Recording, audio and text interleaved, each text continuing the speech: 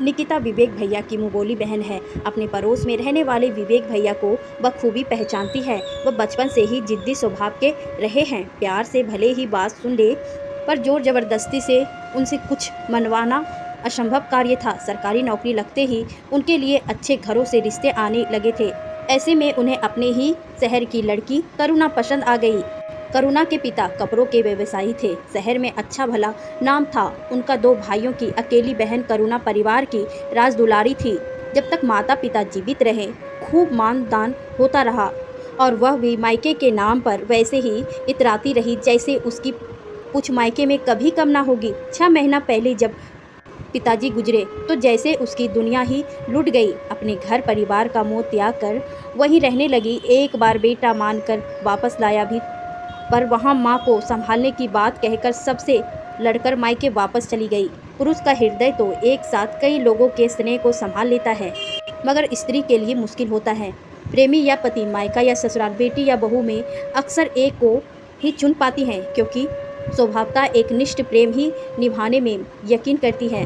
बस इसी तर्ज पर वह पिता के घर को ही अपना घर मानती रही। पति व बेटे को भी आघातों को देखते हुए किसी तरह एडजस्ट कर रहे थे।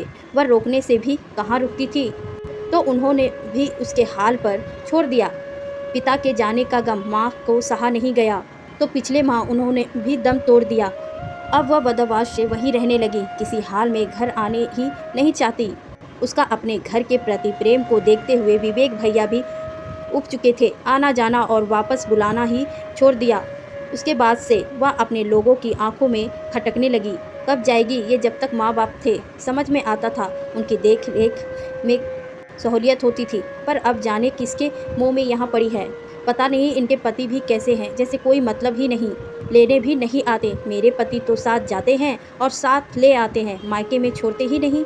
अरे मेरे साथ भी यही होता है। अक्सर उसके पीठ पीछे बड़ी और छोटी भाभियाँ कानाफूसी करती, फिर भी उनकी बात को दिल पर लिए बिना वह पूरे मन से लगी रहती। भाभियों भतीजे को उनके पसंद की चीज़ें बनाकर खिलाना, माँ की अलमारी खोलकर उनके कपड़े ठीक करना और उनके बिस्तर पर लेटना, जैसे उसके शरीर में जान भरता था। उम्र भर का रिश्ता यूं ही कहाँ छूटता है, उसे छूटते छूटते पूरी उम्र निकल जाती है। बड़ी बहन होने के नाते दोनों भाई बहुत इज्जत करते थे। उसके खिलाफ कोई कुछ ना बोलता। शायद यही कारण था कि उसका मोह टूटता ही नहीं था। भाभियों का क्या था, उन्हें तो 24 घंटे वाली मुफ्त की नौकरानियाँ मिल गई थी, जबकि पैसे के आगे भी काम संभालने वाले नसीब से मिलते हैं। यहाँ तो बिल्ली के भाग्य से सीखा टूटा था। सब भाप चुके थे कि ना तो वह ससुराल जा रही है और ना ही कोई बुलावा आ रहा है। अब वे जब तक घर के सारे काम करुणा पर छोड़कर बाहर चले जाने लगी। बच्चे भी स्कूल से आकर उससे ही खाना मांगते। उनकी माएँ कभी कुछ तो कभी कुछ और कहकर बाजार सिनेमा या सहेलियों के पास चली जाती। जिस रोज़ कोई कार्य और कर्म ना बनता तो दुकान पर जाकर अपने पतियों के कान भर आती। अब करुणा खुशी की वजह ना होकर बोझ बन चुकी थी। अपने भाभी के स्नेह पर घमंड करती बहन से जब सगे भाई भी कतराने लगे, तब उसे अफसोस होने लगा। सोचने लगी कि काश इतना मोह अपने घर के परिवार से किया होता तो कम से कम सम्मान तो पाती। आज ना तो मायका हाथ में है और ना ही ससुराल। अतः उसने निकिता को फ़ोन किया। दीदी, आप मेरे मायके की लाज रख लीजिए। क्या हुआ भाभी, आप ठीक तो हैं? निकिता ने उनकी घबराई आवाज़ सुनकर पूछा। अभी तक तो ठीक हूँ, पर आगे का कुछ पता नहीं। आप ऐसी बातें क्यों कर रही हैं? ज़रा खोल कर बताइए कि क्या बात है, निकिता ने पूछा, जबकि उसे पता था कि करुणा भाभी विवेक भैया से झगड़ा करके महीनों से मायके में जा बैठी है। मैंने तो पहले ही कहा था भाभी की माँ का घर तो 4 दिन की चांदनी है, असली घर तो पति गृह होता है। पर आपको तो मायके का बहुत घमंड था ना, निकिता ने कहा। घमंड नहीं, मोह था दीदी, अब वो भी भंग हो गया है। विवेक से लड़कर यहाँ आई थी, अब अगर खुद से लौटी तो वह तो सारी उम्र जली कटी सुनाएंगे। अगर अभी यहाँ से ना निकली तो वापस कभी नहीं आ पाऊँगी, यही काम कर के मर जाऊँगी। अच्छा भाभी, मैं कुछ करती हूँ, कहकर निकिता ने फ़ोन रख दिया। घर की लक्ष्मी घर में ही अच्छी लगती है। विवेक भैया, आप भाभी को ले आइए। सुबह सुबह आंटी से टिफ़िन बनाना होता है नहीं है, आखिर बच्चे कितने दिनों तक बाहर का खाना खाएंगे। उसने समझा बुझाकर विवेक भैया को करुणा भाभी को मायके से लाने को वापस कहा।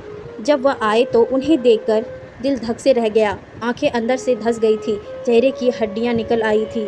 वजन 10 किलो तक कम हो गया था। ये आजकल की लड़कियां मायके बुहार लेगी, मगर अपने घर की रानी बनकर रहना भी रास नहीं आता उन्हें। सास ने तज मारा तो उनके पास न तो ताकत था और ना ही पुराना वाला जोश की पलटवार करती। चुपचाप अपने कमरे में चली गई और तकिए में मुंह छुपाकर देर तक रोती रही। ऐसा लगा कि जैसे आज सचमुच अपने घर आई हूँ।